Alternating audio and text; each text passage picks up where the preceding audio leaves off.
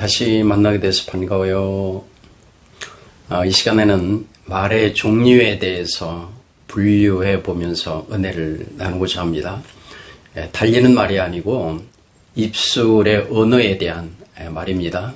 말에는 여러 방면에서 접근하고 나누어 볼 수가 있지만 말씀 안에서 보면 크게 세 부류로 분석해 볼 수가 있겠습니다. 첫째로는 사탄의 말이 있습니다. 이는 하나님의 말씀과 대적되는 말입니다. 우리를 살리는 것이 아니라 파멸로 이끄는 말입니다. 세상적으로 이끌어내서 결과적으로 멸망하게 만드는 말이 사탄의 말입니다. 이를테면 창세기 2장 17절에 하나님은 이렇게 말씀하십니다. 선악을 알게 하는 나무의 열매는 먹지 말라. 네가 먹는 날에는 반드시 죽으리라 하시니라. 그런데 사탄은 교묘하게 사람을 유혹해서 이렇게 말을 합니다. 뱀이 여자에게 이르되 너희가 결코 죽지 아니하리라 라고 정면으로 대적을 합니다. 하나님의 말씀을 정확하게 모르고 절대 순종하는 마음에 흔들림이 있을 때 공격해오는 말입니다. 하와는 주님께서 말씀하신 반드시 죽으리라는 것을 너희가 죽을까 하노라 하셨느니라라고 해서 맞는 것 같지만 전혀 다른 말로 변개했을 때 사탄은 그 빈틈을 놓치지 않는 겁니다. 두 번째로 사람의 말, 즉 인간적인 그런 말이 있습니다.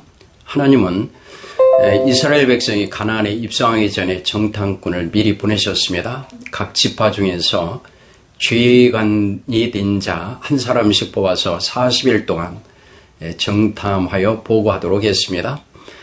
정탐 보고서의 내용이 서로 엇갈렸습니다. 갈렙이 보고하는 내용은 이렇습니다. 민수기 13장 30절에 갈렙이 모세 앞에서 백성을 조용하게 하고 이르되 우리가 곧 올라가서 그 땅을 취하자 능히 이기리라. 반면에 여호수아와 갈렙을 제외한 다른 사람들의 보고 내용은 이렇습니다. 민수기 13장 32절입니다. 이스라엘 자손 앞에서 그 정탐한 땅을 악평하여 이르되 우리가 두루 다니며 정탐한 땅은 그 거주민을 삼키는 땅이요 거기서 본 모든 백성은 신장이 장대한 자들이며 33절에 이어서 거기서 네피림 후손인 아낙 자손의 거인들을 보았나니 우리는 스스로 보기에도 메뚜기 같으니 그들이 보기에도 그와 같았을 것이니라. 이 말을 들은 백성들이 밤새 통곡을 합니다. 뿐만 아니라 모세와 아론을 원망합니다. 게다가 애굽으로 돌아가자고 외쳐댑니다. 온 회중에게 문제가 생기게 된 겁니다. 이 보고는 어찌 보면 눈에 보이는 대로 말을 했으니까 옳게 보이기도 합니다. 이런 말을 우리는 바른 말이라고 합니다. 그런데 이런 말은 신앙생활을 하는 회중에게 전혀 유익이 되지를 않습니다. 교회에서도 인간적인 바른 말을 하는 사람들이 있는데 그와 별반 다를 것이 없는 겁니다. 신앙인에게 요구되는 또 하나의 말이 있습니다. 그것은 바로 믿음의 말입니다. 여호수아의 보고 내용입니다. 정탐한 땅은 심히 아름다운 땅이라 과연 젖과 꿀이 흐르는 땅이라 그들을 두려워할 이유가 없다.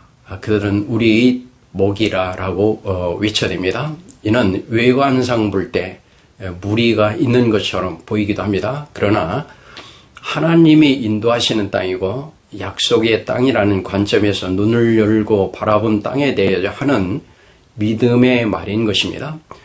믿음의 백성인 우리에게 요구되는 것이 바로 이런 믿음의 말인 겁니다. 인간적으로 바라보는 시야에 잡히는 것을 말하는 바른 말도 아니고 하나님의 말씀과 대적되는 사탄의 말은 우리의 입술에 담을 말이 더욱 아닌 것입니다.